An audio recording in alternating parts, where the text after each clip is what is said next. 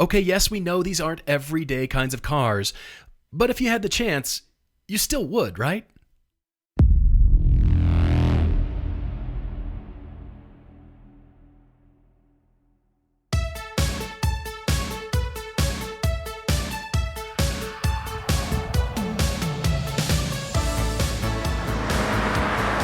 In the 1980s, Porsche was in an interesting place in their history.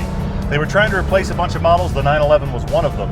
They were going to replace the 911 with the 928. They got their first American CEO. And one of the first things he did kind of famously was say, no, we're going to make the 911 indefinitely. As a result of that, they started refining the 911 that they had at the time, and it became this, the 3.2 Carrera with the G50 transmission, which is the transmission you want and the engine you want. It's about 230 horsepower. It has, of course, still no power steering, floor hinge pedals. It is very much a refinement of that air-cooled 911 they've been making since it started in '63. What's great is we've driven this car for our 911 film. We've driven it against the E30 BMW M3, and I'm reminded once again about feedback. The steering ratio is slow by today's car's standards, but I feel every motion of the car. I really feel the weight out back. For the 80s, this was as much Porsche as you could buy, really. As far as the dynamics, the seating position, you didn't get better than this in the turbo necessarily. From this car in '87, it's hard to see where Porsche is going to wind up with water-cooled cars and all-wheel drive 911s. But it's in this era where all of that starts. While this car is being made that is a refinement of the Porsche of old, the 959 is being created, which is the Porsche of the future.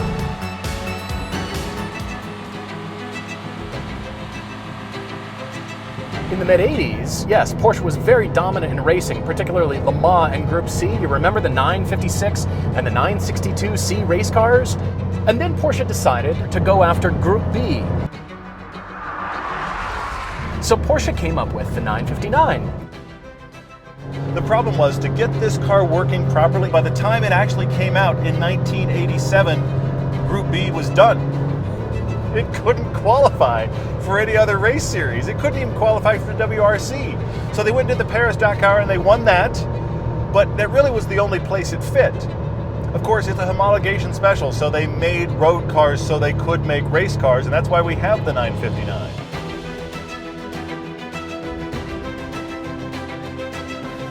Yes, it looks like a 911 from the belt line up. Yes, it has the 911 upright seating position.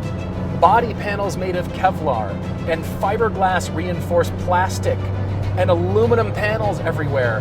And by the way, the floor of this car is not steel, it's Nomex. Everything about it is expensive. The wheels alone, magnesium wheels with hollow spokes, so you'd have actually more air volume in a low profile tire. And they come with the Dunlop Denlock bead lock system to keep the tire on at 200 miles an hour. These tires are special made.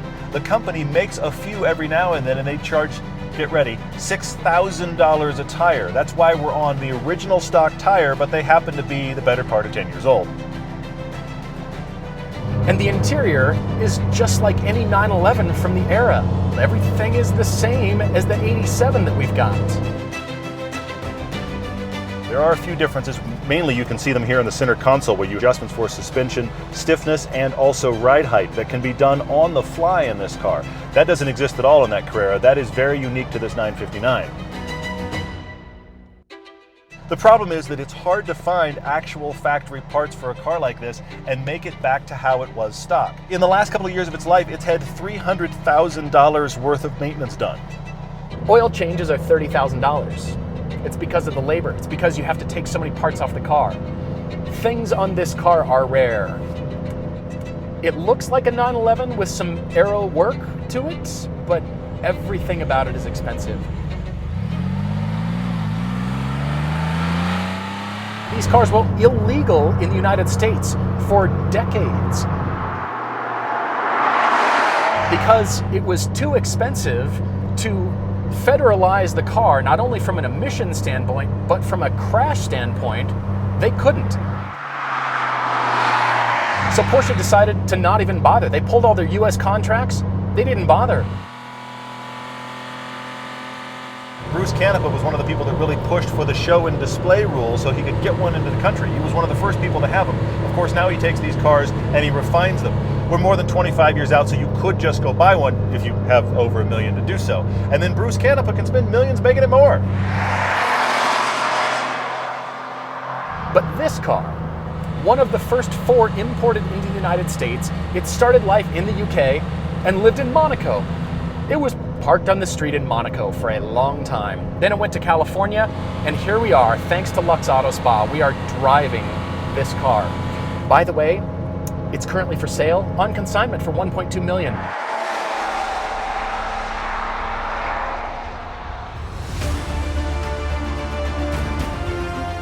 "30 years later, the fastest, most amazing, quickest on any track, record-breaking car that Porsche makes is once again a 911. Like the 959, this is an over 200-mile-an-hour car, 211, which was actually the top speed of the 959 in its fastest spec. These are pinnacle engineering kinds of cars, and you can absolutely feel it in the GT2RS. And it's a different kind of 911.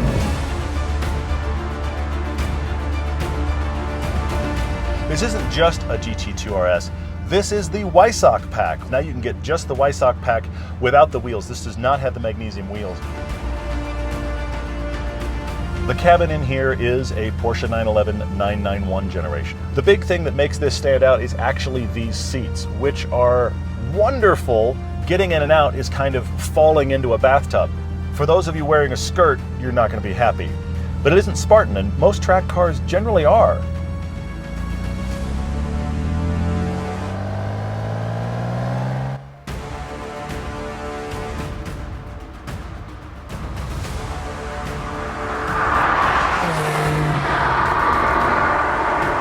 This engine is derived on a race car engine.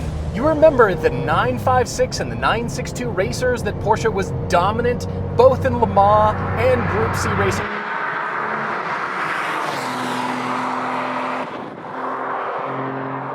It's a tiny little engine, a 2.8 liter flat six in this. So it's actually a smaller engine than that 87 we were just in. We're still firmly in the air-cooled era, but this car had water-cooled heads. That's big for Porsche. And aluminum block and titanium connecting rods. It is a race engine. And what I love about it is the power and the history that connects me to those race cars. The 959 came with between 450 and 500 horsepower, depending upon your year and your spec. This has almost 24,000 kilometers on it, but it's had various bits of upgrades and optimization through its lifespan of a few owners. As a result, this one is running closer to that 500 horsepower figure, but it has 2 turbos. They are sequential turbos. I can literally feel the difference between the 2 turbos. I short shifted way too much. I'm gonna go back here. Oh, there's the second power. Oh, whoa, that was the second turbo. That was at 7,000. It's very obviously 2 stages, and it wants you to play with both. It says, all right, there's the first turbo, and then you gotta dig in it, but you've gotta have the balls to stay with it above 6, all the way to 7.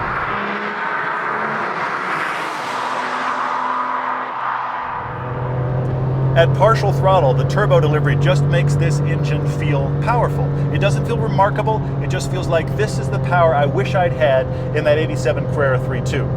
What you have to do is you have to get above 5,000 and then you have to put your foot to the floor and wait a beat, another, and that second turbo just goes, oh wait, oh, it's my turn? So here we are, first turbo, second turbo. Honestly, the power that really shocks you is right when you need to be shifting. So you got to be really careful that it doesn't catch you out, because it's honestly, it's above 6,000 RPM with your foot all the way to the floor. The red line is 7,500, so you better be quick. If you're going to build a supercar and you're going to throw everything you've got, it needs to go off-road too. It's got a terrain mode, a terrain gear that is a super low granny gear. As a matter of fact, it says G right here. It's Geland, it's the German word for terrain. I've probably pronounced that terribly. But G, you can actually start in low mode. It's the rock crawling gear. Yeah, you can theoretically take your 959 off-road. Do you want to take your $1.2 million 959 off-road? I wouldn't.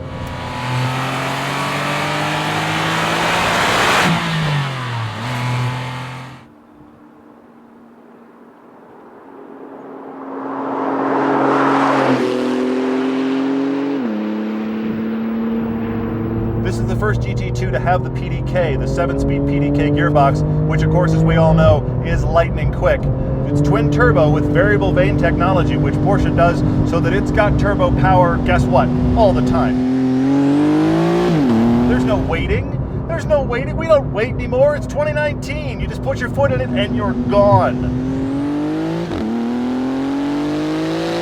Power on this is 700 horsepower, 550 pound-feet of torque. That is 200 horsepower more than the 959 has. It's 40% more horsepower than the current same generation Porsche Turbo. All right, 700 horsepower cars. You got them in your mind? Yeah, that's what this is. 553 pound-feet of torque. I expected a monster, but what I love about it is it doesn't feel like it's unusable. It doesn't feel like it's dangerous. Because the stats and the specs say that this is a dangerous car to have anywhere except for a racetrack.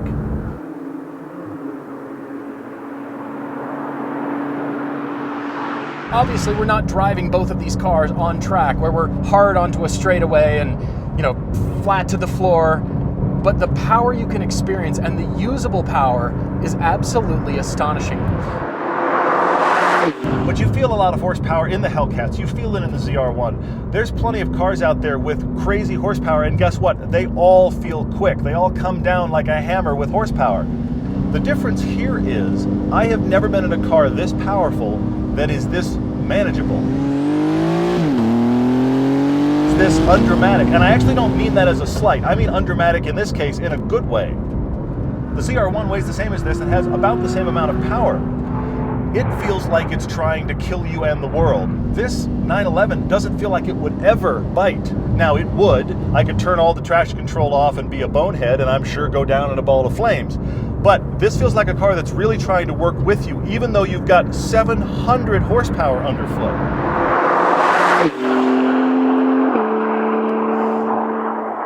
700 horsepower, nobody needs that kind of power. Who needs that? I need this power. I need this power in my life.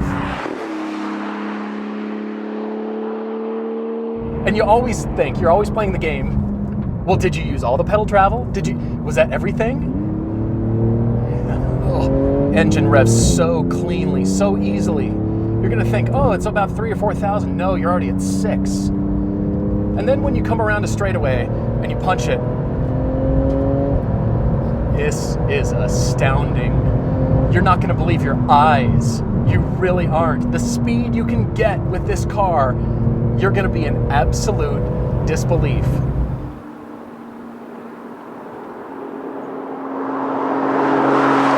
You've ever stood in the ocean and you felt the undercurrent? That's what this car feels like at half throttle. There's an awareness of, wow, this is very interesting, and there's a lot of power. The difference when you put your foot to the floor and the turbos come on full bore is the difference of when you all of a sudden get surprised by getting smacked and lifted off your feet by a wave. It is just this surge beyond anything you were anticipating. The difference here, though, is it's controllable.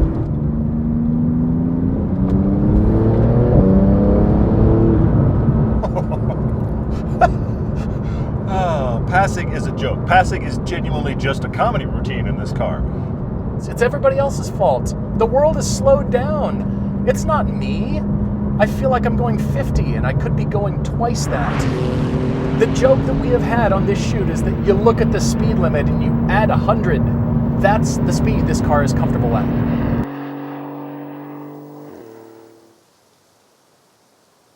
Because this was built for Group B Rally, this of course was always intended to be an all-wheel drive car, but it is Porsche's first attempt to make an intelligent all-wheel drive system for the 911. And what's interesting is, among all of the other crazy electronic controls, everything in this car is driver controlled. You can change the ride height. I can do it right now on the fly. That feels a little disconcerting. I'm going to go back down low. And you can also change the stiffness of the suspension. This is all electronically controlled. I can change it as I go. Think about how normal that is 30 years later. But at the time they did this in the late 80s, this is a 1988 car. That was revolutionary. Nobody was touching that, let alone an all-wheel drive, road-going sports car that feels as normal as this does. This system became the basis for the all-wheel drive system in the next 911 they made, the 964, which was first introduced as an all-wheel drive car just for Porsche to show off that, yes, the 911 is brilliant and now all-wheel drive. The original recipe calls for the front tires to be 1% larger diameter than the rears. And so therefore they're turning more slowly through corners, just by a little bit. And this clutch that's part of the transaxle in the front can actually distribute the grip, and depending on what the sensors are doing and what the car is doing, help pull you through corners. It's interesting because for all that Porsche paid attention to in building this car, and as special as it is, it has the initial turn-in and feel through the corners that the original 911 did. This isn't numb at all, and even though those tires aren't great, I still feel confident going into corners. I'm surprised at how communicative the front half of this car is. Now, it's not as good as the 87 we started with because, of course, the front's doing a lot more. But it's from the same era, and it's already this good. That's impressive. I can't believe the well-controlled lack of body roll in this. Now, it's not nearly as flat or direct as the GT2RS, but for its time, this is completely bolted to the road compared to that Carrera 3.2. It hunkers a bit, but it doesn't really roll at all. In spite of that, even in this stiff setting, this is not a punishing car. So maybe that's it. Maybe you just get a 911 3.2 Carrera and say, well, kind of feels like a 959, if you ask me. Think about early 80s computer technology. During development, they would have different chips for different programming of how all the systems would work, but they didn't plug in and out. They were encased in resin. So what you had to do was put an entirely new control module in the car to change the setting. Walter Roll, who was the test driver, he would come in, give them information, they'd put a new brain in the car, and he'd go out again. When you think about all the first water-cooled heads for a Porsche, first all-wheel drive, adaptive suspension, TPMS, computer-controlled dynamics, there's an amazing amount of things in this car that shouldn't all work then, let alone now. Look at this thing. This is genuinely easy to drive. It's not scary, it really isn't.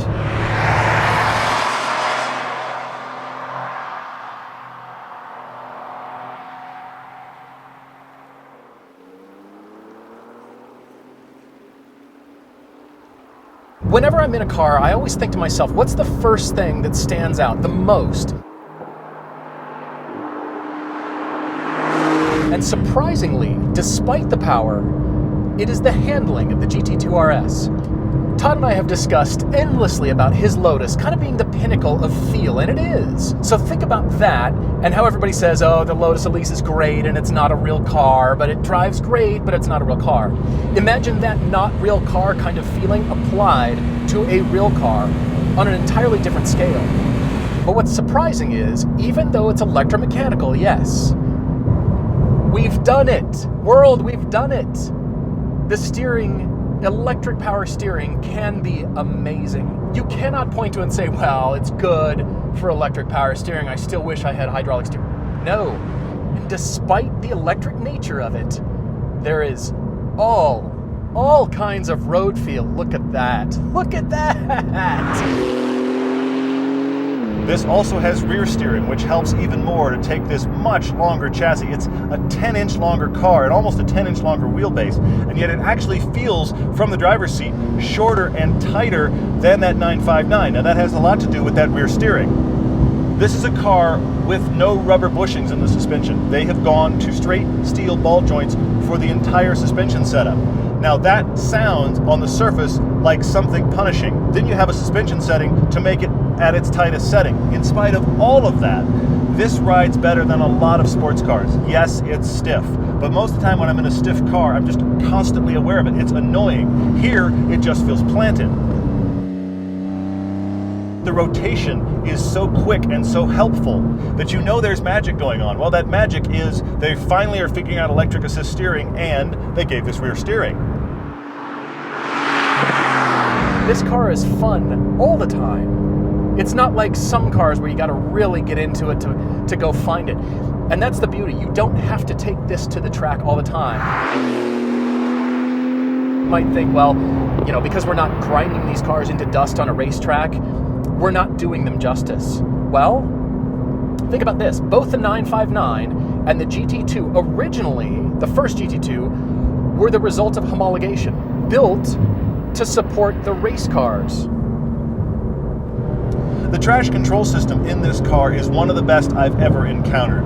You never feel it intrude. And yet it is there doing that thing you wanted a good traction control system do, which is just keep you from dying. It's there to help, it's there to assist, but it's completely invisible. It's like the world's greatest butler. The 959 feels sluggish to turn in comparison to this GT2RS. It's not even the power. I actually think it's in the handling that you see the jump in technology. And that 959 is still great.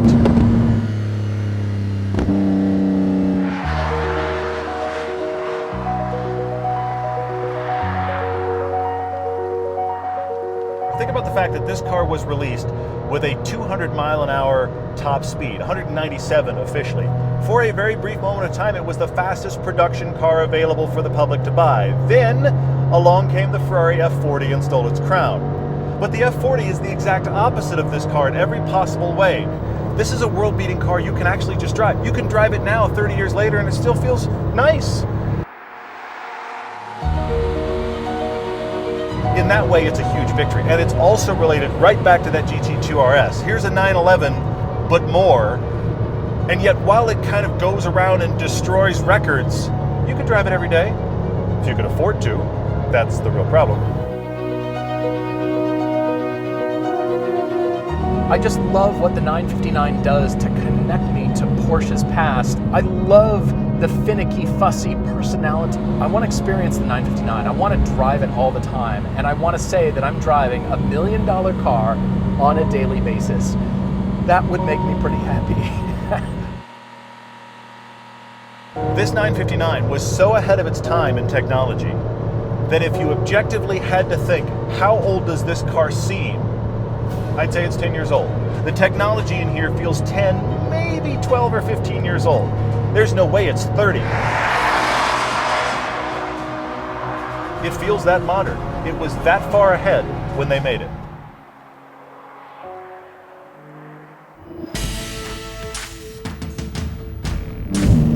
Keep in mind that Porsche, with the GT2RS, has built a car that is quicker around the ring by 10 seconds than the 918 Spider. The 911 is quicker. It has a better time.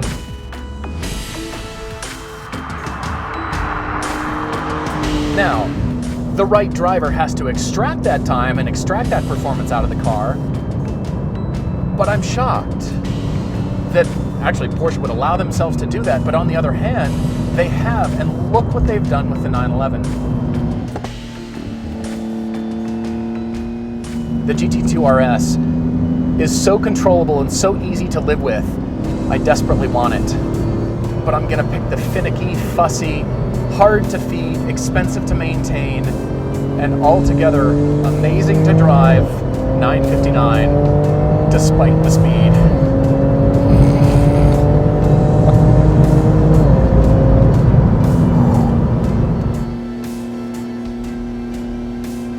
My two favorite things about the GT2RS seem like they couldn't exist together.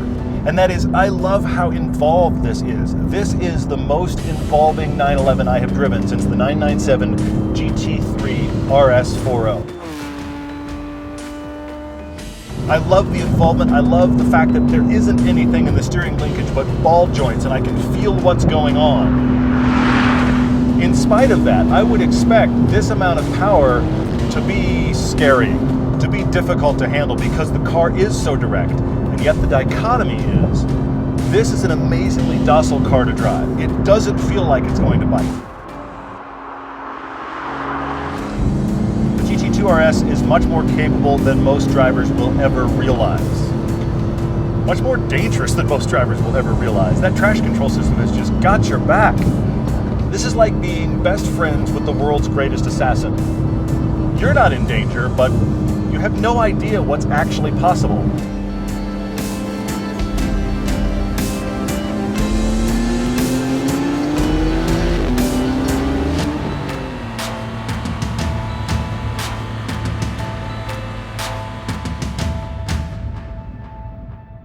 I love this. I love this. Ah. A special thanks to our friends at Lux Automotive in Salt Lake.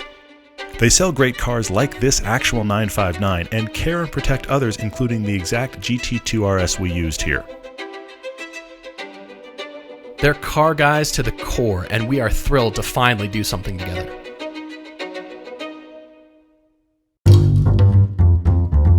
Here at Everyday Driver, we're one of the longest running car shows on the web. We are.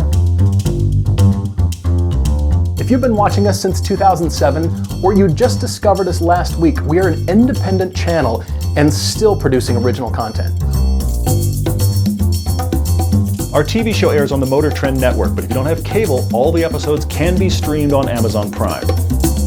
We host a top 10 automotive podcast called The Car Debate, with about 400 episodes and new ones airing every Tuesday and Friday. So if you've got a question or need a car, our podcast can help you.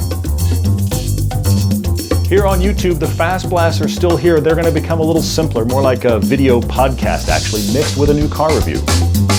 We'll still make well-produced single-car reviews of enthusiast cars, plus we're adding Champs doing classics, Nate doing motorcycles, and we're even doing the occasional mountain bike review. And if that's not enough, we do have 5 feature films, including one-of-a-kind generational comparisons of the Corvette, the 911, and the M3. Plus we host meetups, track days, and even a trip to the ring and spa. We do all of that. So thanks for watching, listening, sharing. There's lots more to come.